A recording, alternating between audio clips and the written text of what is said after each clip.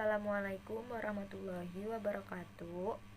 Nu dipikeun hormat Bapak jeung Ibu sadayana, nami abdi Ririn Beatrice Fajriah. Tiasa dipanggil Ririn. Abdi ti 12 MIPA 1.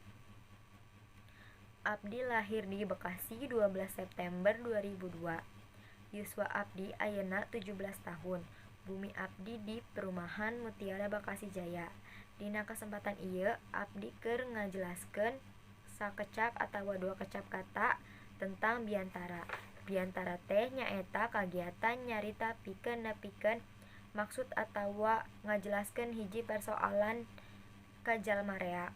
Dina basa Indonesia nyaeta kegiatan berbicara di hadapan orang lain untuk menyampaikan informasi yang penting.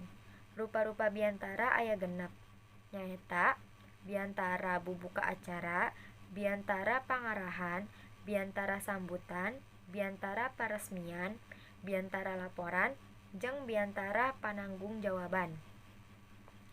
Syarat bahasa dina biantara aya 2, nyaeta bahasa nu digunakeun gampang kaharti ku balarea atawa bahasana komunikatif.